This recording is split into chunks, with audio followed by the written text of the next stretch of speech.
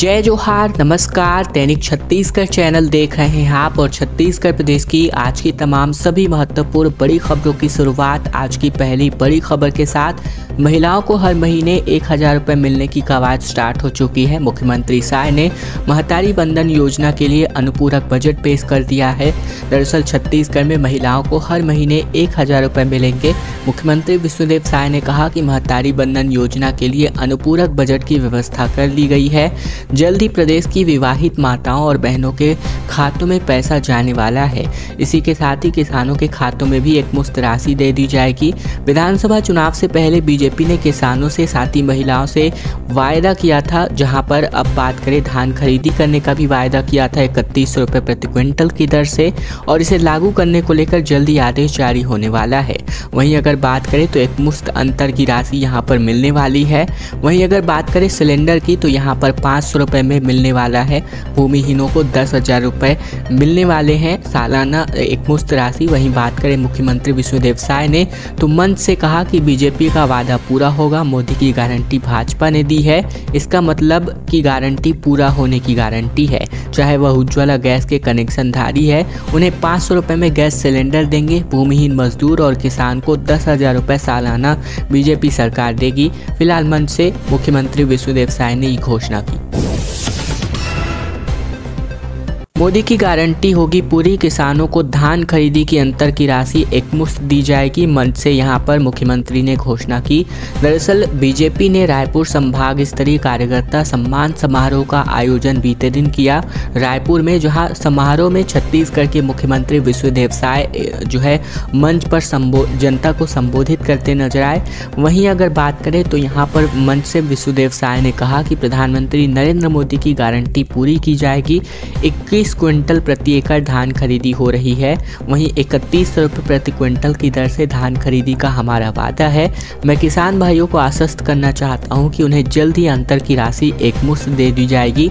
बता दें कि समारोह में डिप्टी सीएम व गृह मंत्री विजय शर्मा, भाजपा प्रदेश अध्यक्ष किरण सिंह देव समेत बड़ी संख्या में पदाधिकारी व कार्यकर्ता उपस्थित थे, जहां पर मुख्यमंत्री ने इस प्रकार की घोषणा की।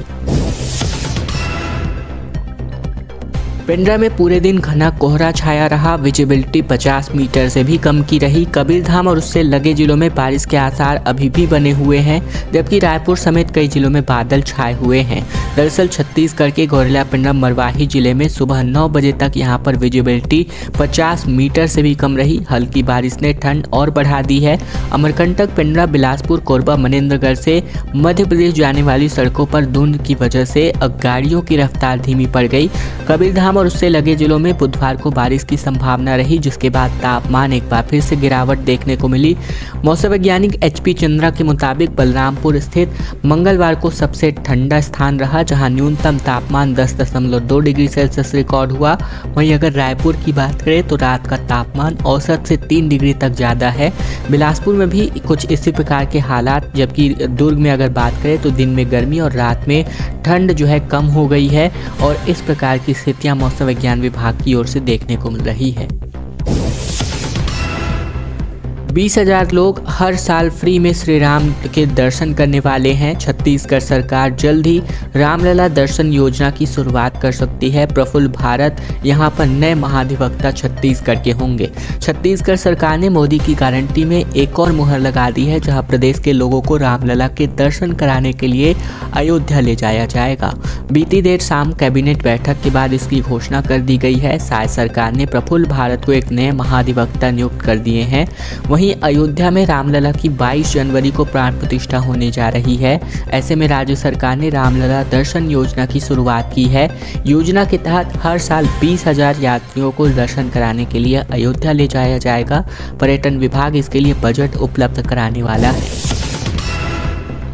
हसदेव को बचाने के लिए प्रधानमंत्री और मुख्यमंत्री को खून से चिट्ठी लिखी गई है, जहां युवा कांग्रेस प्रदेश सचिव ने कहा कि जहां भगवान राम ने वनवास काटा, आज उसी जंगल को काटने से बचा लीजिए। दरअसल छत्तीसगढ़ युवा कांग्रेस के प्रदेश सचिव अभिषेक कसार ने हसदेव की जंगल कटाई रोकने के लिए प्रधानमंत्री नरेंद्र मोदी और मुख्यमंत्री विष्णुदेव साय को अपने खून से भरे पत्र में लिखे हैं। जहां अभिषेक कसार ने बताया कि प्रदेश में भाजपा की सरकार बनने के बाद से लगातार हसदेव के जंगल जंगलों की कटाई जारी है। सबसे युवा कांग्रेस कार्यकर्ता प्रदेश भर में लगातार आंदोलन कर रहे हैं। प्रधानमंत्री को लिखे अपने पत्र में इन्होंने कहा है कि रामलला अयोध्या में आने वाले हैं तो भगवान राम के ननिहाल को नष्ट क्यों किया जा रहा है। जिस जंगल यानी हसदेव अरण्य में भगवान राम ने वनवास का समय व्यतीत किया, सीता और भाई लक्ष्मण के साथ इन्होंने इस सबसे ज़्यादा वक्त यहीं बिताए, इसे काटने से बचा लीजिए। प्रधानमंत्री मोदी जी और मुख्यमंत्री विष्णुदेव साय को इन्होंने इस बाबत पत्र लिखा है।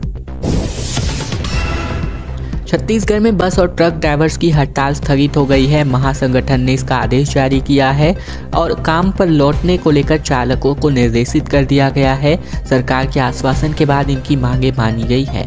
दरअसल हिट एंड रन कानून के खिलाफ छत्तीसगढ़ में बस और ट्रक एसोसिएशन की बुधवार से शुरू की गई हड़ताल, अनिश्चितकालीन हड़ताल, अब खत्म कर दी गई है। छत्तीसगढ़ ट्रक ड्राइवर महासंगठन के प्रदेश अध्यक्ष प्रीतम सेन ने चालकों से अपील की है कि वे काम पर वापस लौट जाए। इसके पहले प्रदेश के कई जिलों में सुबह से ही चालकों का प्रदर्शन जारी रहा था।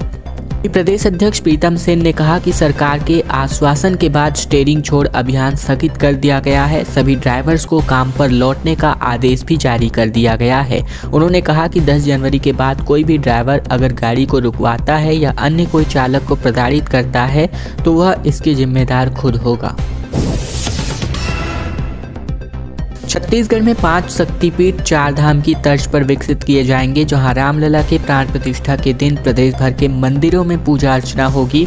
संस्कृति मंत्री बृजमोहन सिंह ने राजीव मंदिर परिसर में भव्य कॉरिडोर के लिए कॉन्सेप्ट प्लान बनाने का निर्देश भी जारी कर दिया है। दरअसल अयोध्या में श्री रामलला के प्राण प्रतिष्ठा समारोह 22 जनवरी को आयोजित होंगे और इस दिन ऐतिहासिक पल को यादगार बनाने के लिए छत्तीसगढ़ के सभी जिलों और ब्लॉक स्तर पर सभी प्रमुख मंदिरों में सुबह आरती और पूजा आयोजित किया जाएगा। वहीं इस दिन शाम को गंगा आरती का आयोजन भी कर दिया गया है। इस मौके पर राज्य के सभी शासकीय भवनों में आकर्षक रोशनी की व्यवस्था की जाए। से बातें संस्कृति मंत्री बृजमोहन अग्रवाल ने जो है नवा रायपुर स्थित अटल नगर स्थित महानदी भवन में संस्कृति और पर्यटन विभाग के कार्यों की समीक्षा के दौरान कही। संस्कृति मंत्री अग्रवाल ने बैठक में विभागीय अधिकारियों को श्री रामलला दर्शन योजना में प्रदेशवासियों को अयोध्या ले जाने के लिए व्यवस्थित और सुविधापूर्ण कार्य योजना भी तैयार करने को कहा है। गौरतलब है कि आयोजित कैबिनेट बैठक में प्रदेशवासियों को श्री रामलला दर्शन कराने के लिए श्री रामलला दर्शन योजना प्रारंभ करने का निर्णय लिया गया है। कांग्रेस का राजधानी रायपुर में आज शक्ति प्रदर्शन आयोजित किया जाएगा, जहां आज प्रदेश प्रभारी सचिन पायलट छत्तीसगढ़ दौरे पर हैं। एयरपोर्ट से लेकर राजीव भवन तक इनके भव्य स्वागत की तैयारी है। दरअसल रायपुर में कांग्रेस के राष्ट्रीय महासचिव और छत्तीसगढ़ के प्रभारी सचिन पायलट आज रायपुर आ रहे हैं। छत्तीसगढ़ कांग्रेस के प्रभारी बनाए जाने के बाद ये उनका पहला दौरा है। वहीं इस वजह से प्रदेश कांग्रेस की तरफ से उन्हें भव्य स्वागत की तैयारी की जा रही है। वहीं रायपुर एयरपोर्ट से लेकर शंकर नगर स्थित राजीव भवन तक पूरे रास्ते पर जगह जगह स्वागत की तैयारी कर दी गई है। नए प्रदेश प्रभारी के स्वागत के जरिए पार्टी शक्ति प्रदर्शन करने की कोशिश कर सकती है। विधानसभा चुनाव में मिली करारी हार के बाद प्रदेश में कांग्रेस के लिए शक्ति प्रदर्शन का ये पहला मौका है। ऐसे में पार्टी कोई कसर नहीं छोड़ना चाह रही है। विभिन्न मोर्चा और प्रकोष्ठों को अलग अलग करने की जिम्मेदारी सौंप दी गई है। एयरपोर्ट से लेकर के पायलट का काफिला रैली के साथ निकलेगा। एयरपोर्ट पर परंपरागत तरीके से उनका स्वागत भी कर दिया जाएगा। छत्तीसगढ़ में 22 जनवरी को छुट्टी की मांग को लेकर मंत्री बृजमोहन अग्रवाल ने मुख्यमंत्री विष्णुदेव साय को इस बाबत चिट्ठी लिखी है और कहा कि स्कूल कॉलेज भी इस दिन बंद कर दिए जाए। धर्मस्व मंत्री बृजमोहन अग्रवाल ने 22 जनवरी को छत्तीसगढ़ में सार्वजनिक अवकाश घोषित करने की मांग की है, जहां इन्होंने सीएम विष्णुदेव साय को पत्र लिखकर स्कूल और कॉलेज को बंद रखने की अपील की है। राम मंदिर प्राण प्रतिष्ठा को लेकर देश भर के साथ ही पूरे प्रदेश में दिवाली की तरह मनाने की तैयारी है। जहां मुख्यमंत्री को भेजे गए मांग पत्र में बृजमोहन की ओर से लिखा गया है कि मर्यादा पुरुषोत्तम प्रभु श्री राम छत्तीसगढ़ के भांजे हैं। 22 जनवरी को उनकी जन्मस्थली अयोध्या में निर्मित श्री राम मंदिर का लोकार्पण एवं प्राण प्रतिष्ठा समारोह आयोजित हो रहा है, जिसे लेकर पूरे दुनिया भर के सनातनी हिंदू धर्मावलंबी हर्षित हैं और इस दिन पूरी दुनिया में रामोत्सव मनाया जाएगा, जिसको लेकर अवकाश घोषित करने की मांग, यहाँ पर सार्वजनिक छुट्टी करने की मांग प्रधानमंत्री मोदी से भी की गई है। सर्व गुजराती समाज के अध्यक्ष गांधी प्रदेश के गुजराती समाज की ओर से। पुरानी पेंशन स्कीम बहाली को लेकर प्रदर्शन अब जोरदार तरीके से किया जा रहा है, जहां all India railway men's federation ने भूख हड़ताल शुरू कर दी है। कर्मचारियों ने उग्र आंदोलन की चेतावनी भी दी है। दरअसल बिलासपुर जिले में जहां बीते दिन पुरानी पेंशन स्कीम बहाली को लेकर all India railway men's federation के बैनर तले रेलवे कर्मचारियों ने जमकर हल्ला बोला, वहीं इस दौरान राष्ट्रीय भूख हड़ताल के आह्वान पर कर्मचारियों ने डीआरएम कार्यालय के सामने अपना धरना प्रदर्शन किया। वहीं कर्मचारियों ने मांगे पूरी नहीं होने पर उग्र आंदोलन करने की चेतावनी भी दी है। श्रमिक यूनियन के नवीन कुमार और तारकेश्वर कुमार ने कहा कि रेलवे के ऐसे कर्मचारी पुरानी पेंशन स्कीम से वंचित है जिनकी नियुक्ति 1 जनवरी 2004 के बाद हुई है। AIRF चाह रहा है कि इन कर्मचारियों के लिए भी पुरानी पेंशन स्कीम लागू हो ताकि सेवानिवृत्ति के बाद आर्थिक संकट से इनको जूझना न पड़े। लिहाजा AIRF की तरफ से देश पर क्रमिक विरोध प्रक्रिया लगातार की जा रही है। जब तक मांगे पूरी नहीं हो जाती है, ये विरोध प्रदर्शन ठीक इसी प्रकार जारी रहेगा। कर्मचारी संगठन ने मीडिया से मुखातिब होते हुए ये बातें कही। महादेव सट्टा ऐप का प्रमोटर छत्तीसगढ़ या फिर भारत लाया जाएगा। रायपुर की स्पेशल कोर्ट में इस पर पत्र जारी किया गया है। दुबई जेल में रवि उप्पल बंद है फिलहाल। दरअसल महादेव सट्टा ऐप के प्रमोटर रवि उप्पल को दुबई से भारत लाने का रास्ता साफ हो चुका है। ईडी ने रायपुर की स्पेशल कोर्ट में आवेदन लगाया था, जिसे स्वीकार कर लिया गया है। इसके बाद दुबई के कोर्ट का प्रत्यर्पण के तहत आग्रह पत्र जारी किया गया है। फिलहाल ये पत्र भारत सरकार के जरिए UAE दूतावास को भेजा जाएगा, जिसके बाद आगे की इस प्रक्रिया शुरू हो पाएगी। ईडी ने रवि उप्पल के खिलाफ इंटरपोल के जरिए रेड कॉर्नर नोटिस जारी किया था, जिसके बाद दुबई में 30 दिन पहले उसे गिरफ्तार कर लिया गया था। ईडी के वकील सौरभ पांडे ने बताया है कि महादेव ऑनलाइन बेटिंग ऐप के सह संस्थापक रवि उप्पल को संयुक्त अरब अमीरात से छत्तीसगढ़ लाने के मामले में कार्यवाही पूरी हो गई है। भारत के विदेश मंत्रालय के जरिए UAE दस्तावेज भेजे जाएंगे। रवि उप्पल भारत में वांटेड है। और अब खबर आ रही है पूर्व सीएम भूपेश बघेल के पिता नंद कुमार साय को लेकर, जहां इनके अंतिम संस्कार कार्यक्रम में भीड़ यहां पर उमड़ी पड़ी। कुरूद में छोटे बेटे हितेश बघेल ने इनको मुखाग्नि अर्पित की, जहां अंतिम दर्शन करने के लिए पूरा जनसैलाब उमड़ पड़ा था। दरअसल छत्तीसगढ़ के पूर्व सीएम मुख्यमंत्री भूपेश बघेल पिता नंद कुमार बघेल का गृह ग्राम कुरूद में अंतिम संस्कार किया गया, जहां छोटे बेटे हितेश बघेल ने पिता को मुखाग्नि अर्पित की। वहीं गांव के तालाब के किनारे अंतिम संस्कार के दौरान बड़ी संख्या में लोग मौजूद रहे। वहीं 8 जनवरी को नंद कुमार बघेल का निधन हो गया था। कैबिनेट मंत्री बृजमोहन अग्रवाल भी इस दौरान मौजूद रहे, जहां इन्होंने पार्थिव शरीर के देह के अंतिम संस्कार कर परिवार को सांत्वना दी। वहीं इसके पहले मंगलवार को मुख्यमंत्री विष्णुदेव साय ने परिवार से मुलाकात की थी, जिसके साथ ही विधानसभा अध्यक्ष डॉक्टर रमन सिंह, वहीं डिप्टी सीएम अरुण साव, भाजपा प्रदेश अध्यक्ष किरण देव मौजूद रहे। नागपुर हॉल्ट चिरमिरी नई रेलवे लाइन शुरू करने की मांग को लेकर के संबोधन संस्था ने सीएम साय को इस बाबत पत्र लिखा है। कहा सरकार अपनी अंश राशि जल्द स्वीकृत करे। दरअसल मनेन्द्रगढ़ चिरमिरी भरतपुर जिले में संबोधन साहित्य एवं कला विकास संस्थान के अध्यक्ष अनिल जैन ने मुख्यमंत्री विष्णुदेव साय को लेटर लिखा है, जिसमें उन्होंने कहा है कि 13 वर्षों से रेल परियोजना से जुड़े पदाधिकारियों से लगातार 40 पत्र लिखने के बाद Nagpur halt Chirmiri railway line की स्वीकृति मिली है, लेकिन अब तक रेल निर्माण का कार्य शुरू नहीं हो पाया है।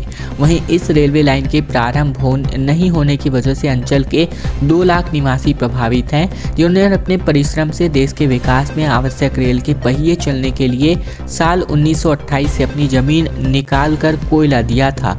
वहीं छत्तीसगढ़ राज्य शासन द्वारा किए गए MOU के आधार पर लगभग 241 करोड़ की लागत की 50% राशि यानी लगभग 121 करोड़ रेलवे को नहीं देने के कारण इस रेलवे लाइन का निर्माण कार्य शुरू नहीं हो पाया है। न्याय यात्रा से पहले छत्तीसगढ़ में कांग्रेस का एक बड़ा बदलाव संभावित है, जहां हार के बाद उनके जिलाध्यक्षों की कुर्सी जाने वाली है। PCC के प्रस्ताव का इंतजार इस वक्त किया जा रहा है। छत्तीसगढ़ विधानसभा चुनाव 2023 के नतीजे के बाद से ही कांग्रेस संगठन में बदलाव की चर्चाएं तेज हैं। चर्चा है कि पूर्व राष्ट्रीय अध्यक्ष और सांसद राहुल गांधी की भारत न्याय यात्रा से पहले सभी फेरबदल कर लिए जाएंगे, ताकि नए जिम्मेदार लोकसभा और न्याय यात्रा के लिए पूरी ताकत के साथ नए सिरे से काम कर सकें। वहीं हार के बाद कई कांग्रेस नेताओं ने अपने पद से इस्तीफा दिया है, वो पद भी अभी तक खाली है। कई पदाधिकारी हैं जो पीसीसी के अधिकारी हैं लेकिन जिला अध्यक्ष के लिए भी दावेदारी कर रहे हैं। इनमें से जिनको जिला अध्यक्ष बनाया जाएगा उनके पद पर भी नियुक्ति अभी करनी बाकी है। साय ने कहा कि 11 सीटों पर कमल खिला करके दिल्ली भेजेंगे। रायपुर में सीएम ने कार्यकर्ताओं को सम्मानित किया। प्रदेश अध्यक्ष की भी इन्होंने शपथ ग्रहण समारोह में शिरकत की। दरअसल मुख्यमंत्री विष्णुदेव साय ने कहा कि प्रदेश में 11 लोकसभा सीटें हैं, इसीलिए 11 कमल के फूल दिल्ली भेजने वाले हैं। सभी लोकसभा सीट यहां पर जीते, यही हमारा संकल्प है। उन्होंने कहा कि प्रदेश में भाजपा को जनता के भरोसे और कार्यकर्ता की मेहनत से जीत मिली है। सीएम बुधवार को कार्यकर्ताओं को संबोधित कर रहे थे। इस दौरान इंडोर स्टेडियम में संभाग स्तरीय कार्यकर्ता सम्मेलन में सीएम साय ने कहा कि भाजपा अपने देवतुल्य कार्यकर्ताओं के स्वागत के लिए अभिनंदन समारोह आयोजित कर रहा है। छत्तीसगढ़ में 15 जनवरी से 15 फरवरी तक रोड सेफ्टी यानी सड़क सुरक्षा माह का आयोजन किया जा रहा है, जिसमें जनता को जागरूक करने का प्रयास छत्तीसगढ़ की गवर्नमेंट करने वाली है। छत्तीसगढ़ के 15 जनवरी से लेकर 15 फरवरी तक जगह जगह पर नागरिकों और सड़क उपयोगकर्ताओं को सड़क सुरक्षा की गंभीरता और चुनौतियों के बारे में जागरूक करने का उद्देश्य लिया जा रहा है, जिसके उद्देश्य के मात्र से सड़क सुरक्षा माह 2024 का आयोजन किया जाएगा। सड़क सुरक्षा माह के दौरान प्रदेश के सभी जिलों में जागरूकता अभियान कार्यक्रम आयोजित किए जाएंगे। सड़क सुरक्षा माह 2024 के अंतर्गत शिक्षा, स्वास्थ्य, लोक निर्माण, नगरीय प्रशासन, परिवहन, पुलिस विभाग, एनसीसी, एनएसएस, स्काउट गाइड्स एवं स्वयंसेवी और समाज सेवी संस्थाओं तथा विभिन्न संस्थाओं के द्वारा समन्वय और सहयोग से सड़क उपयोगकर्ताओं के विशेष रूप से वाहन चालकों, विद्यार्थियों के प्रशिक्षण, कार्यशाला, सेमिनार, नेत्र जांच शिविर इत्यादि सड़क सुरक्षा के कार्यक्रम आयोजित किए जाएंगे।